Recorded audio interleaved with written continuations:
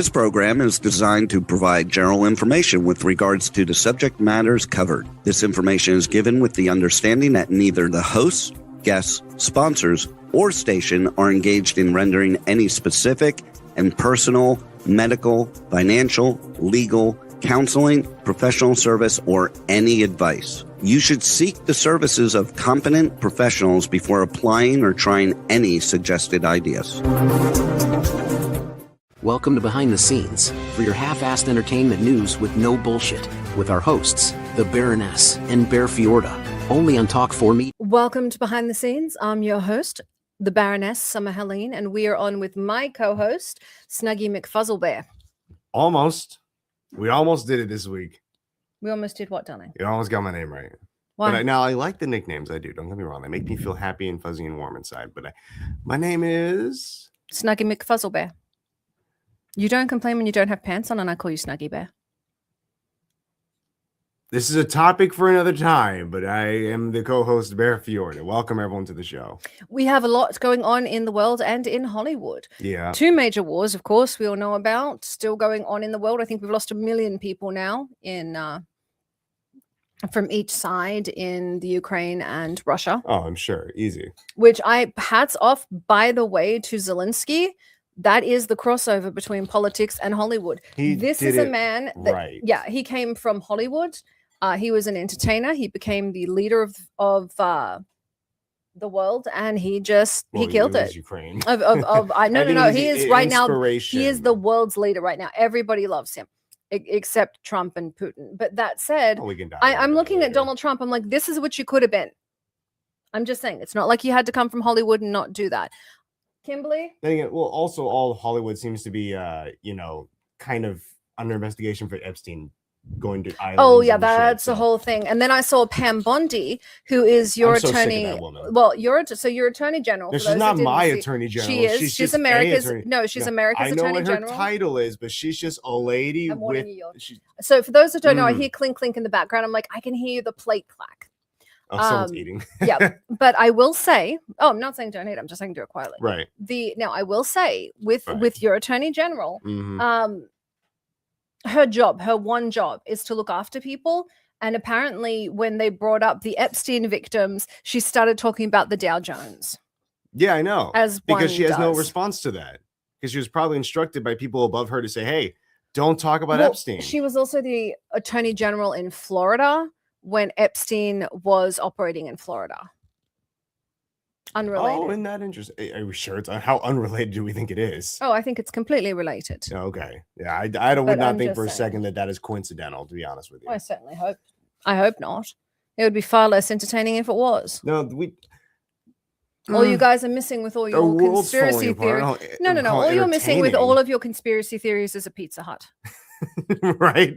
Everyone thought for the longest time Pizzagate was the thing. Turns out it was a thing, but it involved everybody. It wasn't just no pizza. Democrats or Republicans. It was the whole collective, and no pizza. That would not have made it any better. That is the most disappointing part, though. I guess it means Pizza Hut's off the hook. No, not really. No, the CEO of Pizza Hut's in on this too. I think a lot of people are in on it. I would like to see more bipartisan push towards, jailing people involved. Instead of redacting their names, supposed to be to protect the victims, not protect the people who victimize them. But that's it. You've got Bill Clinton, Bill Gates, Donald Trump. You have former Prince Andrew. And by the way, shout out to the United Kingdom. You are the only one that's doing anything about it.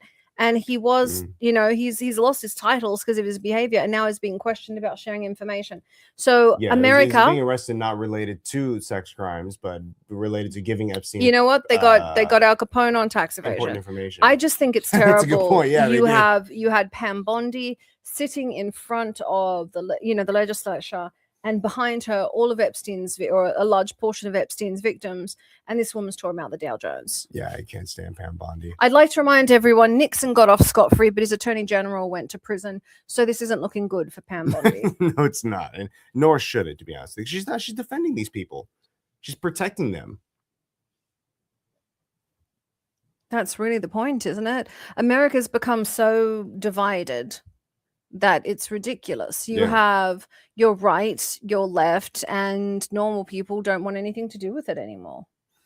All I know is that if Luigi Mangione had not shot the CEO of that pharmaceutical company and instead was around right now to see all this happening, he'd still do it. I just think to somebody else.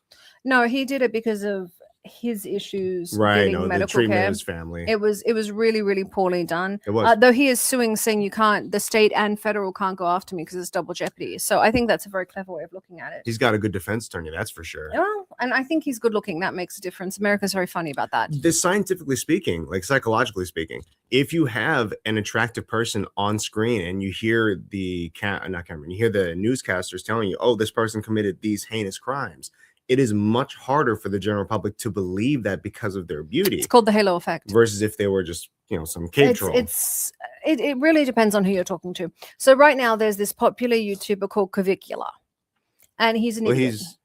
So here's the thing. He's idiot. Really misguided, and he's leading a lot of people down a bad path because of his own insecurities. That's what his problems are. Doing meth and hitting himself in the face with a hammer. And steroids. But the point is, I don't think he's inherently a terrible guy. I think he's misguided. I think he doesn't understand I don't think he has good self-confidence. Bear has a soft spot because he's so young. It's not a soft spot. He's like 19. I don't think it's not a soft spot. I can just understand. Like, for example, I don't have an understanding of Andrew Tate. I think that guy should go fuck himself and die.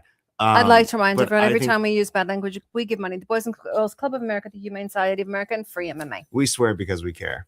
The reality I think that Cavicula has gone through some shit. He's got some terrible self-esteem.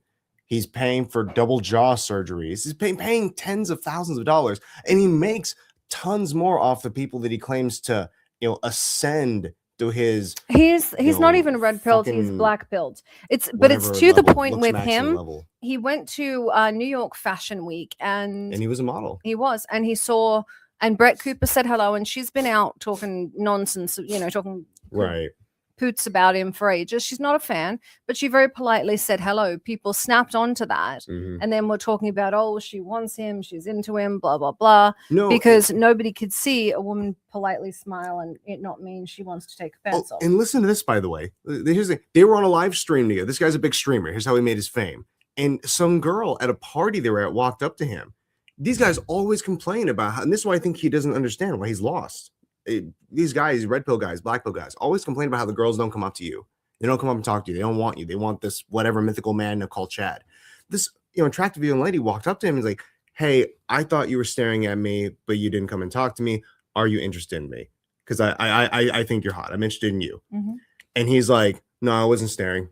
I'm not that into you. You have this X, Y, and Z problem with your cheekbones." Because he's so they're lost up here. They need someone to help them be confident and be happy with themselves, and then socially. Don't listen to Bear. He's just going to prescribe martial arts. It's good. Oh my god, getting hit in the face and talking to people in a non-sexualizing way. Like when you're at the gym and this girl is kicking your legs out from underneath you and punching you in the jaw, you're not going to be sexualizing her. You're going to think, "Oh my god, protect myself," and then you guys can have a real conversation about it. But yes, it would. Yeah, I mean, I don't want to yuck people's yum. That's fair. I'm just saying. It depends on what you're into. I'm just saying it's different. Speaking of weird people being into weird things, okay. Michaela. So for those that don't know this, is that the makeup chick? Michaela, yeah, the makeup chick. Got it. Is getting a divorce. I know she's married. Oh yeah, she did a whole thing, made a ton of money off being married. In the middle of knowing she's getting a divorce, she's like talking to her audience, does the afternoon lighting, like, "Sit down. I'm getting it." Like, I don't know how far these parasocial relationships go, but you are failing. You are not engaging your audience to the point that they care if you have a relationship. I gotta say, I don't think my audience cares about me. And so if I was to be like, "Hey," and you care, that's because you care about them. Well, yeah, of course you have to care. I don't know why her audience cares, but no offense, I guess, to her audience. So because she lies to them. So essentially, where you are emotionally invested and weirdly friends with so many of your subscribers and your audience, and you guys have like real, actual back and forth conversations. Yes, we do. She lies and then scams her audience. She's like the girl Jake Paul, where she scams her audience for a bunch of money, and then pretends she's turned over a new leaf. And that's it. With Jake, he doesn't even address the controversies. Yeah, that's smart. He's actually very don't ask, don't tell. He does rug pull crypto scams and then just forgets about it and moves on to the next thing because it's not that important to him. He made his $400,000 and now he's out. There's also an issue with the FBI, but that was kind of unrelated to him. I thought you were calling him Jake the Raper for the longest time. That's because he did assault some young lady. So I think it was a couple of young ladies that said he assaulted them. It was one that we know of that had put out their own story about it. I think he missed. I think he missed his calling. Like people calling. What kind of calling? Mega churches. People like pastor, yes, flying through the rafters. That's it. People like Jake Paul and people like Andrew Tate. That they are just a different version of the mega church pastor. The ones bleeding their audience for money. Like I love pastors. And that's what I love too. people. Exactly. Michaela is a mega church pastor. Yeah. These are just the new versions of that. Now, I love preachers, but I always tell people. So for those that don't know, I went to Catholic school. So you want Bible quotes, I got you. And one of the things that I always look at, so Timothy 32:3, one of the things that it tells you is you got to be poor, you got to look after your congregation, they have to be first. You are supposed to be providing for them, not them for you. So the guys that are out there in Dior jackets and Louboutin shoes, like, really? I'm about to say this. I'm wearing my Celine jacket, by the way. Yeah, but I bought that for you. You do better track jacket. Yeah, but I bought. You know, Adidas sells this for like $40 somewhere.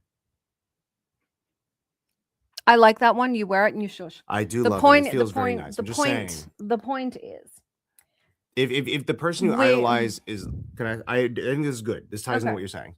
If the person you idolize is not looking back at you and thinking to themselves, what can I do for these people? And instead thinking, what can these people do for me? You are idolizing the wrong person. I always look at it like this. You'll look at Beyonce. People are going, is she? Yeah, I love Beyonce. They're they look at her and they're like, okay, was she groomed or is she part of the problem? You look at Kristen Bell. Right. Everyone looks at her and they're like, wow, she married bad. They look at the chick that married RFK. Same thing. There are certain women you look at and you're like, oh, I can't figure out whether you're a victim or part of the problem. Also, your relationship is gross. That's kind of how I feel about Jake Paul, about these mega church guys. Right. It's all the same thing. You find people like Oprah. She's got that preacher cadence. There is a cadence. So you all know our guest Angelique has it. There are certain people that can hypnotize you when they talk. They are wonderful. You find people like Angelique and Oprah that use it for good. Then you got the Jake Pauls, the mega church pastors, the people that are like, empty your money into me and God will return it. I have watched preachers here in America say, give me your electric bill and God will reward you.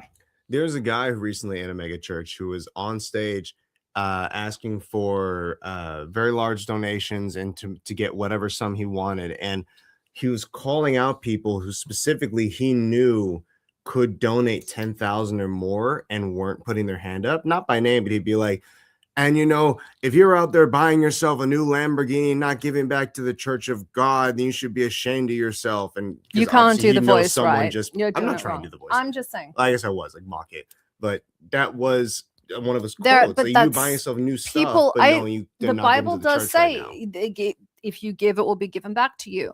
It doesn't say buy the freaking preacher a Bugatti. But that's just it. It's going into the preacher's pocket. Why do the mega church shouldn't even be a thing? I was raised Catholic, so the structure shouldn't. My mom's Jewish, dad's Catholic. Reason my family can't be in line for the throne is we're not Church of England. The whole point is we're raised, priests take a vow of poverty. Vatican seriously failed on that. I'm just saying. That's because no one likes to be poor. But that's it. The whole point of religion is that. So I don't know. I think what people give back, they give back. But if you're a preacher, you shouldn't be making, $1 million a year. Your money should be going to help people if you're in a job that is designed to help people. And I can say that, I'm a person, I like money. I'm very good at making money. I wear a lot of diamonds, but I'm with somebody who he wouldn't buy himself that jacket. He wouldn't buy himself a pair of shoes. He gives all of his money back to his nonprofit because he's an actual believer in martial arts. He's got his own little cult thing going on. Martial arts is a cult. Well, I'm just saying. I believe that it helps the mind, body, and the soul, and I know that it does. So does religion. It happen over and over again. So does religion. No, apparently apparently it takes money from you. That's what that does. That's bad people. Mine's free. Okay, Angelique, you're gonna have to be the tiebreaker here. We're talking about Jared's cult. We're talking about mega churches. We are talking about a whole lot. You yourself have had a very big spread in the big cult that is Hollywood, from being on, starring on your own on a show to being behind the scenes. For those that don't know, Angelique, superstar. All the people we've had on the last few weeks are all Angelique's clients. She's been bringing them on. She also is Bear's publicist, and I'd like to welcome her to the show, Angelique Bates. Hey guys. Hello. So we are fighting about mega churches. What's your opinion? I figure let's start controversial. I love it. Well, we already know there's a lot that's going on to the mega churches. I think a lot of them are nothing but scams. I agree. I believe they've took what the message should be, and a lot of them have turned it into profit. Just like there's always good things. If you have too much of a good thing and you start, adding bad energy or, bad aspects to it, it can turn negative because, church started out being good, whatever religion you're in, but you always have those bad seeds. And I think that is what is happening with the mega churches, is nothing but a lot of bad seeds, get rich schemes. And you just have so many people that they legitimately, they want help. They want to believe in something other than what they should believe in. And they want someone to tell them what to do and how to do it. So that's why some are willing to literally give, their mortgage, give, their whole livelihood instead of seeking what they're looking for inside themselves. If y'all can tell me the difference between a mega, yeah, she said it perfectly. I was going to say, if y'all can tell me the difference between an MLM and a mega church, I would be thrilled. Make sure you are following Angelique. Tell me what she is best known for, and you can win a ride at Off-Road Rentals in Palm Springs, California. We also have a giveaway, which is a bag called All I Want Is Everything, which we're going to be doing a giveaway there. So if you want to win a ride or a handbag, make sure you are following Angelique and tell me where you know her from. Which I know we're going to talk about it in the show, but I just always like to send it. I could have sworn, by the way, from the tip of my hair to the tip of my toes, that we've had you on as a guest before, but I guess we haven't. This is your introductory show, so thank you so much for coming and taking the time. I was very excited when I learned that you were going to be our guest for this week. I guess the first thing I want to ask you specifically, because I know we don't always get time to sit down and just chat about stuff, is what got you into Hollywood, period? How'd you get your start and why? My mother. So I didn't have too much of a say. So she put me in when I was 9 months old. My first gig was a Borax ad. I always crack jokes and I say that was my first nude project. Actually, my first and only nude project. I like that. 9 months old. Oh, okay. I like that. So you and Brooke Shields. Right. Look, sporting my well, I think she was a little bit more naked than me, but at least I still had the diaper on and everything. But you both started at 9 months. Apparently Brooke Shields used to give Michael Jackson shit for starting at 5. She was like, you started late. So you and Brooke Shields both started at 9 months. Oh yeah, definitely. So it was definitely my mom. And pretty much I grew up in it.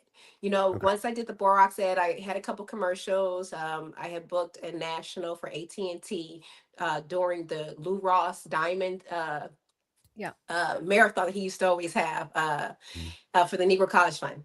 And that was back when they would have the different commercials separated. So they would have the, the minority commercial, and then they would have the Caucasian commercial. So the Caucasian commercial would air during the daytime. And if you were a minority, you would have to catch it like at midnight, 1, 2 o'clock. So I had booked that, and we would all stay up late just so we could try to catch my commercial. Sometimes we had luck, sometimes we didn't. So, I'm like from that era. And my mom had me in a lot of theater. Jim Crow in television lasted much, much longer than Jim Crow. Yeah, even I was shocked to hear that now. No, it really, this went on until I think it really started to change about 2006, 2007, for those that don't know. This is not, we're just in the last 20 years. That's fucking crazy to me. Right? Yeah. It was a norm to shoot different versions of the same commercial. For different demographics. And even down, I'm going to say this, I love Paramount. Paramount's my parent company. But even when I worked for BET, which was a subsidiary of Paramount, I got in trouble when I was producing over there because they're like, it's too dark behind the scenes. I'm like, what the hell are you talking about? And their complaint was I'd hired too many Black crew members. I'm like, it's BET. Are you retarded? Like, this is what the hell are you talking about? But apparently they're really concerned because that means they couldn't distribute to certain groups because there weren't enough white crew members to make something considered biracial. Yeah. I thought they were being racist buttholes, just so you know. Yeah. It turns out they were. It's interesting that you mentioned that because with Vanderbeek, Dawson's Creek, I had actually auditioned to be his girlfriend. So the script that actually made it to TV was not the original script that we auditioned with. So originally they wanted Dawson to have a Black girlfriend. They were trying to make him look like he was from the wrong side of the tracks. So that's like a cheat code for like, he's got a Black girlfriend, he's in a Black crowd, he's tough. I'm like, yeah. Way to like be the script, racist with it. Yeah, they were very much together. They were definitely going to be kissing and everything. By the time it got back to my agent, I was too dark. They wanted someone lighter, and they did not think America would be ready for Dawson to be in an interracial relationship. But look at the world now. Back then, though, they were really scared of that, and they completely rewrote that script. What ended up making it TV. America definitely got better, and now it's getting worse again. Like one of the things everyone says, so I met Nichelle years and years and years ago. She was from Star Trek. I'm going to tell you all a story. And she had turned around to me and she said she hated Martin Luther King. I was like, I need a lot more context. And she's like, that son of a bitch. And I was like, okay. Very sharp woman. She said, I'm on Star Trek. I hate it. I hate this show. She said, but I wanted to leave. And I get this letter from Dr. King that says, you're showing a future where Black and white people are working together, men and women, where people are integrated. It may not be important to you, but it's important to the civil rights movement. Please don't leave. She's like, that son of a bitch. How do you say no to that? She's like, so now I'm stuck on this stupid show. And she said, and then I kissed, James Kirk kissed Ahura. And they're like, that was the first interracial kiss on American television. She's like, and all she's thinking is, I just wanted to send him a letter that said, screw you. She said, so I wrote him this nasty letter. Then he got shot. So I couldn't send Obviously it. Don't send the letter. Yeah. She's like, now I can't send this letter. And she said, and all I wanted to tell him was you were right. And she said, and I was so angry at him at the time, she said, but you were right. And she said, now, and she passed a few years ago. She said, now one of the things she saw was, we talked about your show and we talked about shows, especially with younger people, where there is a mix. And she never, ever thought that would happen because it was a future so far off that she was playing. So it was great for her to see this. And that's great that I didn't even know that you guys talked about the show because I actually met her at the All That Kamikaze reunion that we had at when Stan Lee was still alive. Yep. And that was my first time meeting her. And wow, just to even know that, that means a lot. Hey, you're on her mind. But you were, and she talked about by having a show like that where people were interacting, that wouldn't have come out when she was a kid. That's not something you could have seen. And so for her to have been so controversial, to have been protested because she kissed, Captain Kirk, to see all of this, to see a show where male, female, kids, Black, white had control and intermingled. Your show was a first of its kind like that. And it shocked even her. I just want to take a second to point out that they thought that he wasn't ready for a Black girlfriend when you auditioned. But they had that kiss however many years before. 1960s. Yeah. The world's not ready for anything until you put it in their face. Oh, my favorite was when they turned around. They're like, I'm not ready for a Black president. When Obama was running, I'm like, he's not going to punch you in the face. You don't have to brace. He's not going to punch you in the face. It's not like you have to brace for it. I'm not ready for a female president. They said that when Hillary ran and when Kamala ran. We're not ready for it. I'm like, do you think she's going to bite you? What are you bracing for? What do you think's going to happen? It's interesting that you mentioned that. I don't really talk about much politics, but I will say this. When they always talk about, they didn't want a woman as a president, she was president for 24 hours. A lot of people don't even realize that because the world did not end. So it's like she was the president. And what happened? My thing was they turn around, they're like, what if she gets her period and starts a war? I'm like, she's 60. Right, exactly. And again, you didn't even realize that she was president for 24 hours. It's when I got the show and the rest of my cast, we had no idea that we were making history. I say we Really? probably didn't realize until probably within the last 10 years, I believe, because it was just a bunch of kids having fun. And we were young. I think the youngest was Katrina Johnson. I think she was like 10, 11. No, she had to been younger. Well, I think she probably was 10 because I believe I was around 12, 13. Mm. And everyone else You was were written down as 11, 12 and the casting and start, and then it was 12, 13, I believe, when it premiered. Don't know if that's accurate. I'm just saying that's the media out there. And if it's not, go for it. It makes you That's younger. probably it because we auditioned for so long. We didn't immediately just book it. I feel like we auditioned for like a good year because some of us didn't think that we had it. And and this is something that I told somebody. I said, when it comes to the nationalities, it gets even deeper and people's ethnicities, because then you have those that are like me. I'm Haitian and Bohemian mixed with Native American or indigenous. Then you have those that are Jewish. You have like the one is Dominican. We have all these different ethnicities, but when it came down to Hollywood, it's just like you have the black girl, you have the Latino girl, you have the white girl, you have the white boy, you have the two black guys. That was how they did it. So it was like they were still robbing us of what we really were. Because when there were kids that were watching us, they were just like, oh my God, there's another black girl that's on the show. And Kel actually said it at one of our reunions when they were doing the introduction. And I was just like, yeah, I'm Angelique, season 1, season 2 of the pilot. And he was like, nope, she's being modest. She's the first African-American female that was on all that. And it was when he said that, I was kind of just like, because it didn't register to me how big that was. One, I didn't really watch the show. But then as the years started going on and as I got older, then when we start realizing what everybody is, they're just like, there were Haitians that were like, oh my God, I didn't even realize I was looking at another Haitian. If I would have known that, it would have even been even bigger for me. Because when you start thinking about the islands and you start thinking about where people are from, it's like, well, wait a minute, you didn't see that many on television. No. But they all put us under this one big umbrella, still trying to well, it's trying to make you as appealing to as broad an audience as possible, because they don't want someone from Nigeria feeling left out. So they try and make it as broad an audience as possible. And I think by doing that, there is a lot of erasure. And they let without intent. Yeah, trying to be ambiguous, it took away a lot of what makes and that's it. Now, for you, I know you weren't stepping in to be the first of your kind. When you've got someone like Nichelle talking about you, and you've got these people talking about the difference you made. Yeah. Obviously, that's not why you were doing it. Mm-hmm. But at what point did you realize you were kind of kicking indoors? Ooh, after I was released.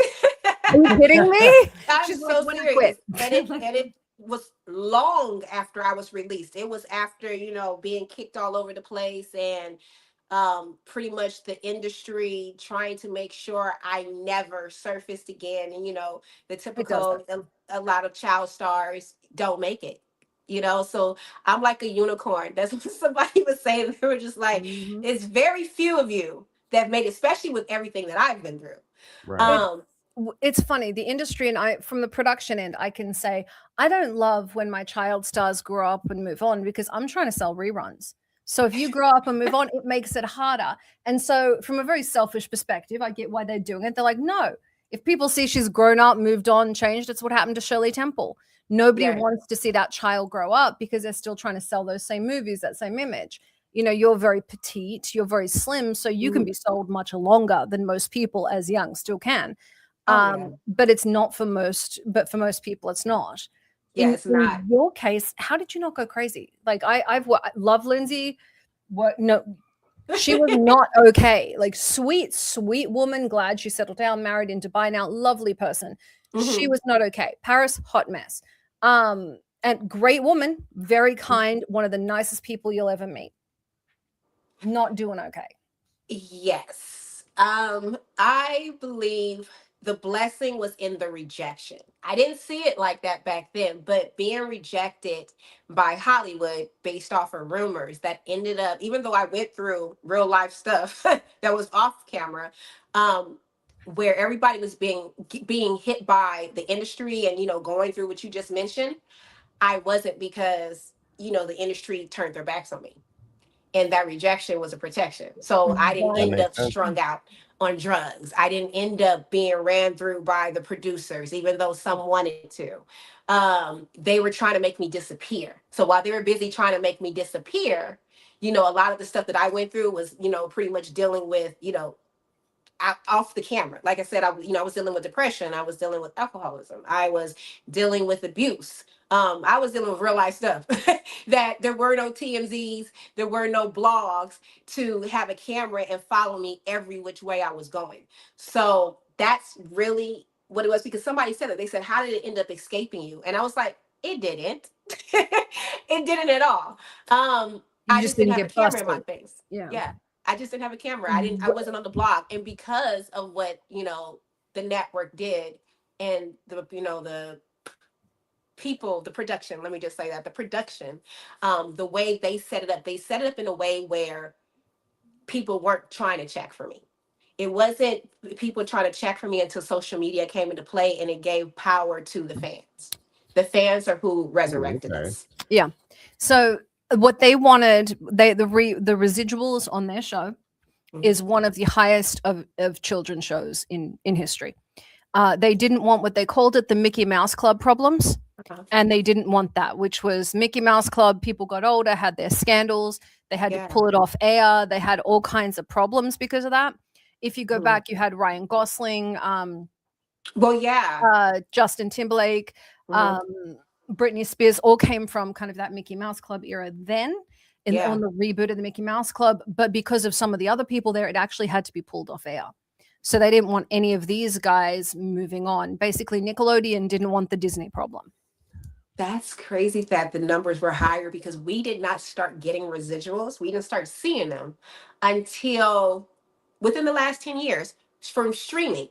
That's because you signed off on them. So the strikes that happened with the last, when SAG-AFTRA merged, the SAG rules started applying to AFTRA. You were originally covered by AFTRA, which meant you could waive your right to residuals, and it went to the producers instead.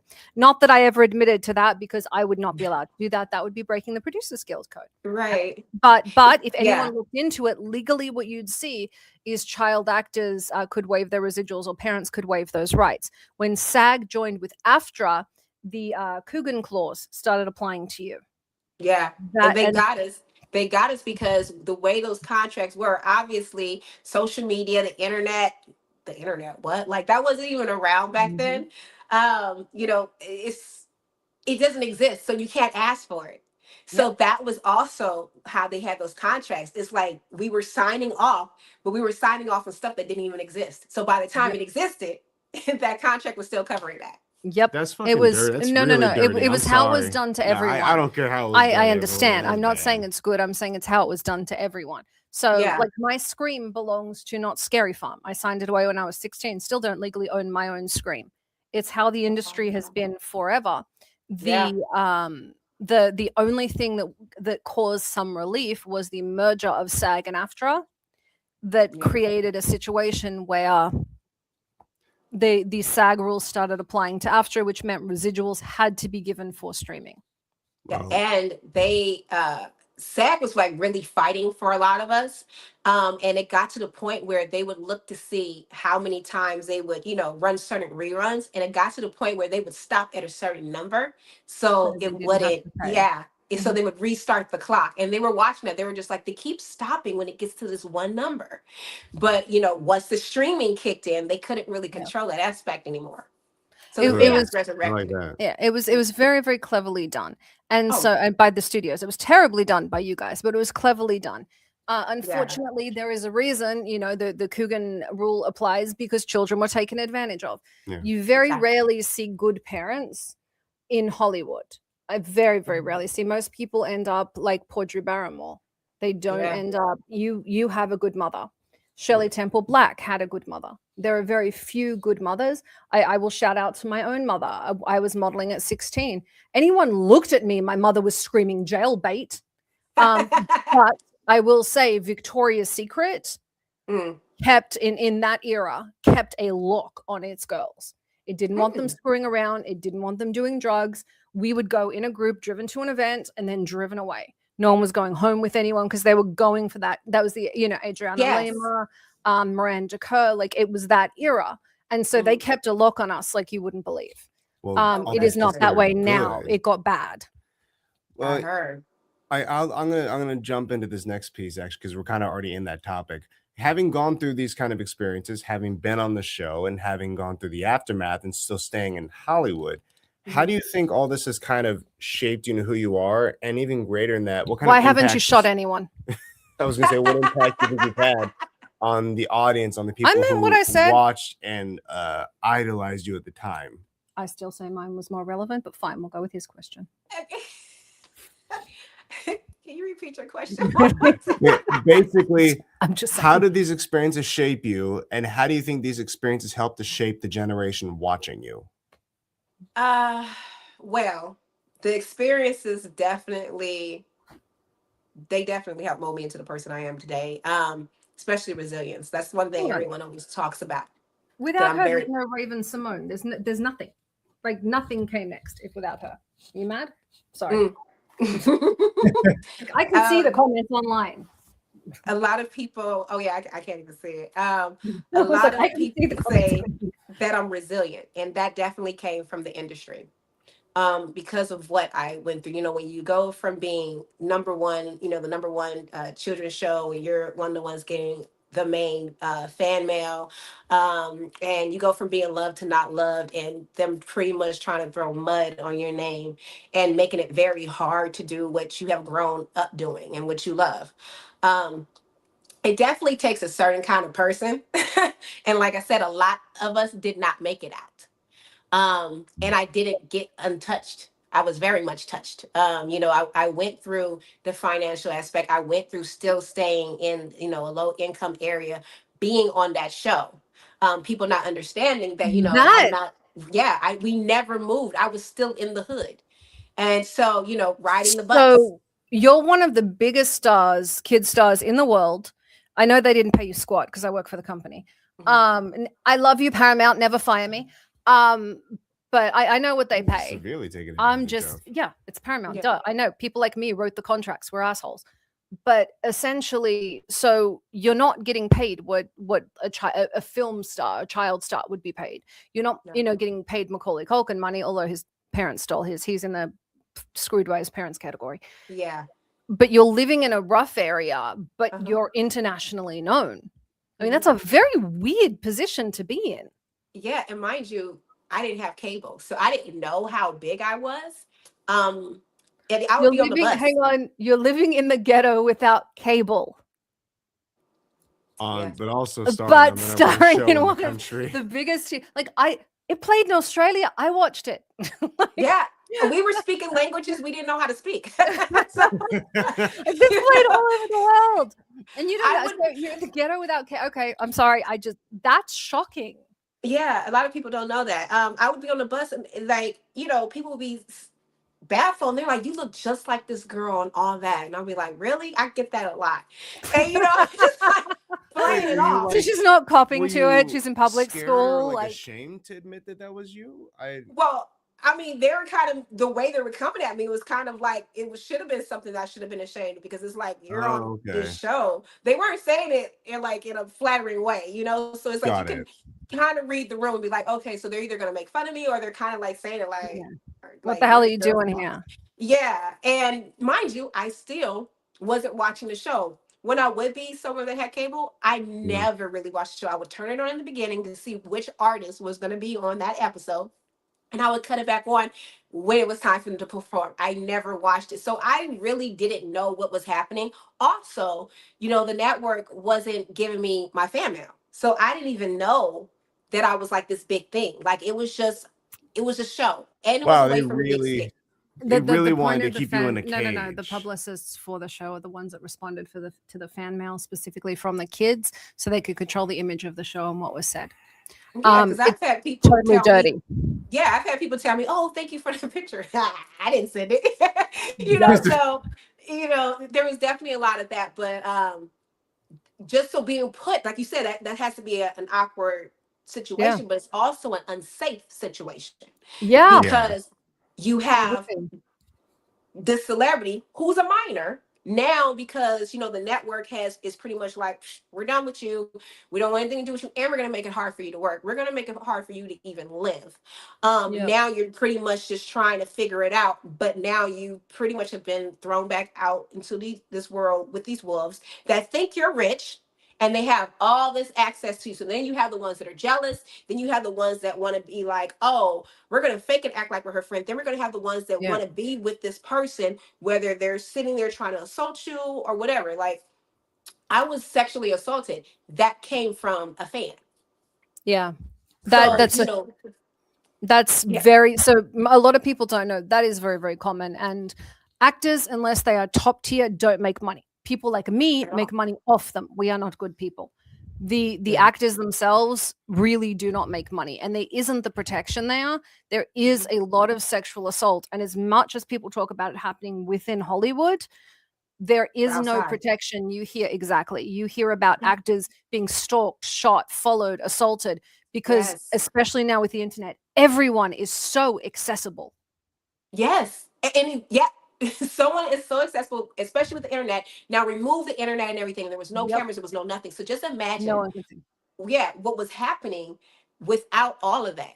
And so now you have depression, you can't work, and let's keep in mind you're a kid on top of it. Right. Going into adulthood. So, there's a financial aspect. Then when you do try to get a job, because I used to work for a well-known company for a good decade, loved it, but I ended up starting to have to work stock because I couldn't be on the floor because I would get mobbed by fans. I remember, and you know what? I think this might have been when I started noticing the show might be a little bit bigger than I thought. It was these it was these Asian kids. I will never forget. It was a school, and they were over here in the States, and they were walking by, and our wall was glass. It was a glass wall, and I'm standing at the register, and all of a sudden I look up, and it's a school of Asian kids with their face plastered up against the glass. And they're pointing at me because I'm the only one that's standing over there. And I'm standing at the register like, what is going on? Like, oh my God, my manager's going to come out. Like, I'm going to get fired because, and they're just like, oh my God. And they're pointing. They're just like face plastered. My manager ends up coming out because he's trying to figure out why is there a school kids outside the class. Trying to break into his building or something. Yeah. So the teacher ends up coming in. And no, it's a kid that comes in and says, are you Angelique Bates? Now, I'm baffled because why is this Asian child coming and asking me am I Angelique Bates? And I was like, yes. And he was like, okay, walks back out. They lose it. The teacher comes in. Now my manager, because my manager's trying to figure out, hey, what's going on? I'm like, I don't know. They come in, they're like, oh, they're fans. They watch all that. The manager never knew. So on my resume, I put that I worked for Nickelodeon, but I never said how I worked for Nickelodeon. Yep. So they discovered that day that I was actually the girl from all that. They're like, yeah, go take a picture and all this. I'm glad they're cool about it. That's I still mind that. Yeah, thank God. Thank God, because I could have gotten fired. But it was so many of those that was just like, okay, so when you're trying to get a regular job, then you get the ones that are cool. Then you get the ones that are like, well, why are you working here? Like, da, da, da. Then they want to stalk you. Then you have the ones that started calling the jobs. So I couldn't work a regular job. Now you're dealing with, alcohol. I was an alcoholic. Thank God I was able to shake that. The crazy thing was I was an alcoholic before I knew there was a label for it.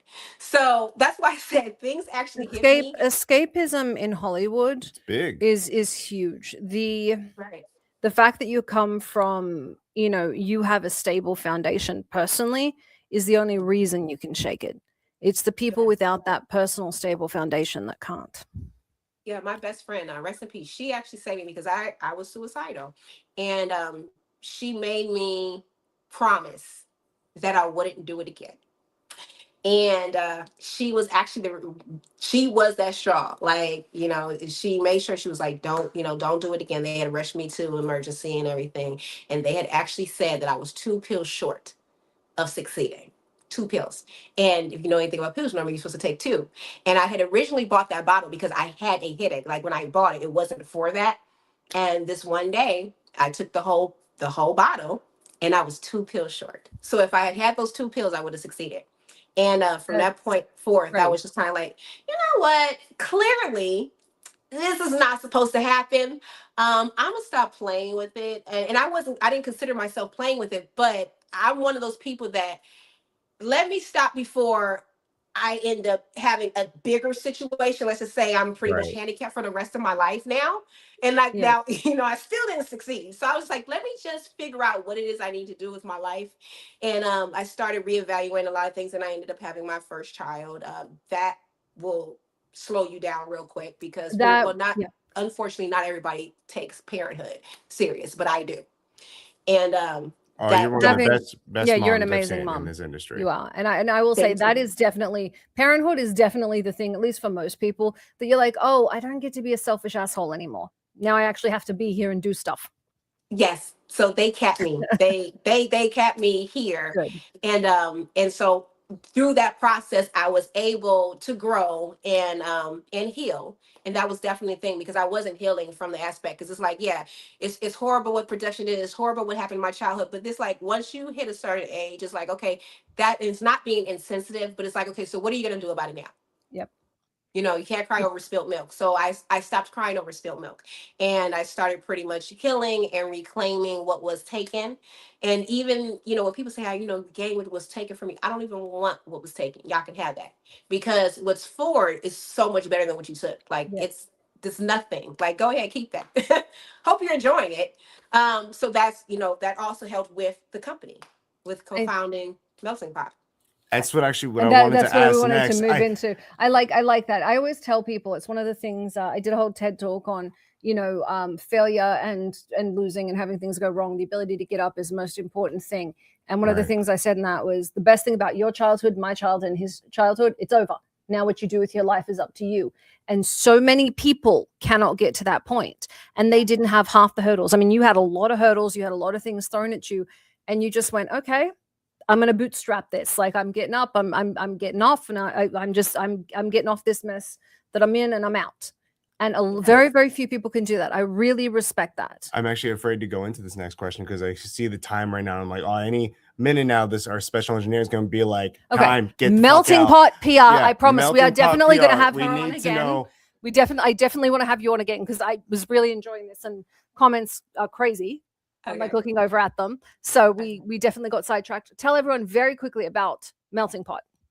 Melting Pot Management and Public Relations. I co-found with Shannon Day. I created the company because I call it being the underdog. Some people don't like that title, but when the industry tries to label you as an underdog, it's not just me. There's so many people that are gifted, so many people that, because they weren't used anymore, they didn't have, any use for them, they just discarded them. There are so many people that have journeys that they're supposed to be on, and have been stripped of what they love to do, and they were exposed to things that they shouldn't have been, and they had no protection. We went from being protected to not protected. But I guess you could say we probably never really were. It was an illusion that we were protected. So my company pretty much... think they were protecting you. I think you just happened to be on lot, and the lot was protecting the producers, and you just happened to be there. I mean, I hate to put it that way. No, that's exactly it, because it was an illusion. It's what we thought, So if you think about it, they never really took the protection. It was never there in the first place. But that's a whole nother show. The company pretty much, because of what I've experienced, I know the highs and the lows of it. I know who's full of crap. And I can see right through it. So I pretty much protect my clients. I am for them what I didn't have. So I help brand them, I help put them on their paths. And for some of them, I actually help them realize their potential, because some of them are they're so wet behind the ears, and they're just like, oh my gosh, it's, shiny lights, and this is so amazing, and this and that. I'm like, skirt. So do you have a game plan? You don't? So this is what we're going to do. I like that. You're making sure that, they're brand new, and they don't end up on Epstein Island, basically. That is good. What I like the most about what you do is it's still very much a level of shut up and do what I say, but you're very good at making them feel like it was their idea. Really? Yes. Yes. Very, very much.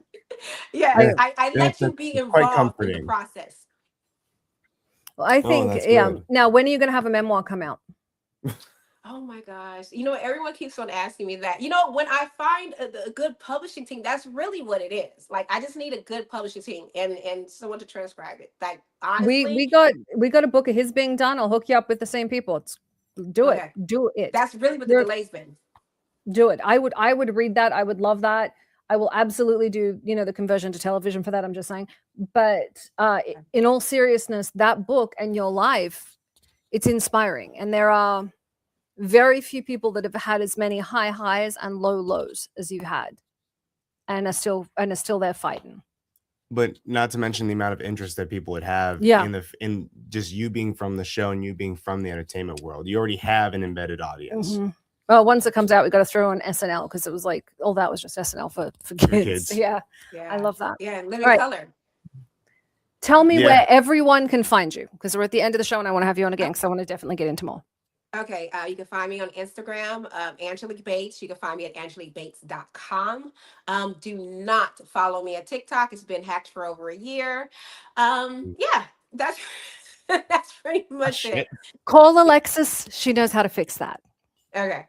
All right. Guys, make sure you are following her. Thank you very, very much, Angelique, for coming on. And thank you for all the people that we've had on lately that you guys have liked. These are all Angelique's clients. I promise we will have her on again and actually finish this because we have 800 questions and we got through one. We've done super well. Speed through the others. We'd like to talk about it. Make sure you are following her. Make sure you are following Melting Pot. And Angelique, thank you very, very much for joining us. Thank you.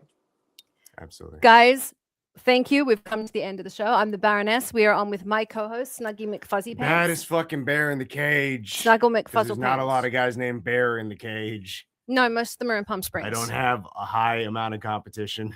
No, most of them are in Palm Springs. Unfortunately, so am I, but not for the same reason. There's a guy named Cub, but he'd choke you out in like 10 seconds. Dude, but his name's Cub. Okay. Which means you got beat up by a little bear. Which means you got beat up by a little bear. We'll see you next week. Good night. This has been Behind the Scenes with the Baroness and Bear Fiorda. Only on Talk 4 Media.